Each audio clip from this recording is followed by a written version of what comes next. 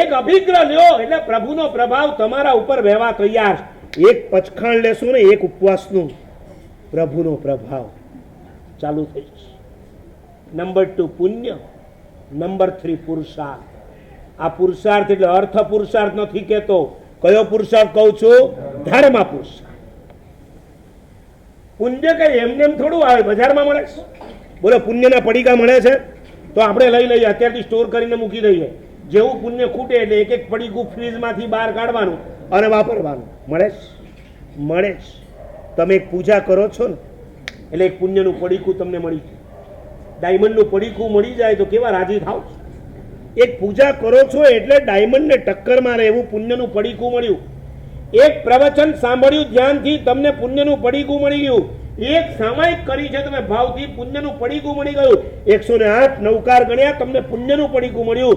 એક ઉપવાસનું પચખાણ પણ આવતીકાલે લેશો, તમને પુણ્યનું પડીકું મળ્યું. કેટલા પડીકા આપું? બોલો કેટલા પડીકા એક દિવસમાં છે? કોઈ દિવસ તમારી પાસેથી કોઈએ 10 મોટા પડીકા લઈ લીધા હોય? હું તમને 10 પડીકા આપી શકું છું સવારથી સાંજ સુધીમાં. પણ એટલું સામે ધ્યાન રાખજો, જે પુણ્ય કાર્ય કરો છો એની સામેનું પાપ કાર્ય કરશો તો એ પુણ્ય કર્મ હેક થઈ જશે.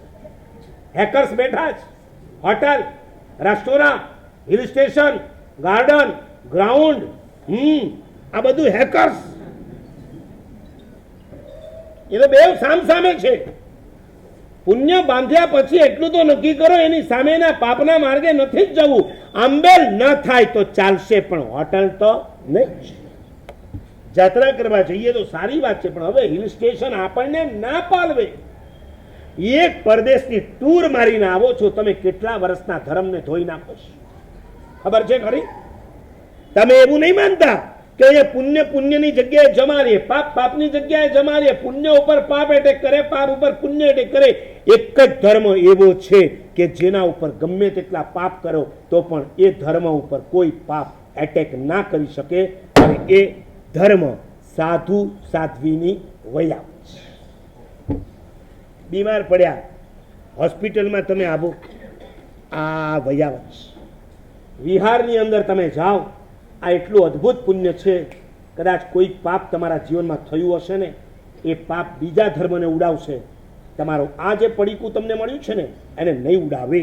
કારણ કે ભગવાન ખુદ કહે છે, જો ગિલાણમ પડીય રહી સો મમ પડીય રહી. જે ગ્લાન બીમાર સાધુ સાધ્વીની સેવા કરે છે એ સાધુ સાધ્વીની નહીં, એ ખુદ મહાવીરની સેવા કરે છે.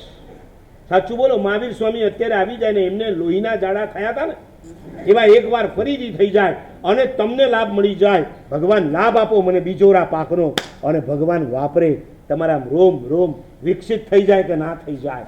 તો ભગવાન એ જ કહે છે, કોઈ સાધુ કોઈ સાધ્વીજી બીમાર પડી જાય અને તું જો એની સેવા કરે ને તો તને મને ઓરાવા જેટલું જ પુણ્ય મળે. આ એકને છોડી દો, બાકી પૂજા કરીને જે પુણ્ય બાંધ્યું છે, સાંજ પડે ટીવી સામે બેઠા, અનુપમા ગઈ, સવારની પૂજા ધોવાઈ ગઈ.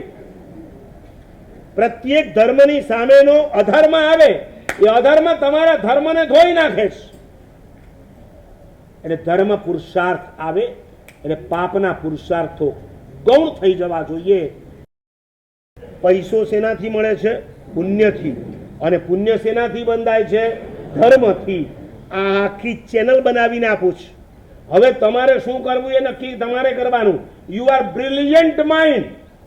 તમારું માઇન્ડ બહુ બ્રિલિયન્ટ છે, શાર્પ છે, ઇન્ટેલિજન્ટ છે, તમે બહુ સ્કોલર છો. તમને મારે કહેવાનું ના હોય કે ઉપરથી નીચે ઉતરવાનું કે નીચેથી ઉપર. મેં કીધું પૈસો ચડે, તમે પૈસાની પાછળ દોડ્યા. પણ મેં બીજા દિવસે કીધું ભાઈ એ પૈસો પુણ્યથી મળે, તો તમે પુણ્યની પાછળ દોડ્યા. બરાબર? આજ સવારે તમે મને કીધું. હવે જતા પહેલા તમને કહું છું, એ પુણ્ય પણ શેનાથી મળે? ધર્મથી. તો હવે અલ્ટિમેટલી કોની પાછળ દોડવાનું છે? ધર્મ. અને એ ધર્મમાં પણ સૌથી શ્રેષ્ઠ ધર્મ જો હોય તો કયો છે એની વાત. વિતરાગ પરમાત્માની આજ્ઞા વિરુદ્ધ કંઈ પણ બોલાઈ ગયો? ઈચ્છા અમે દુઃખ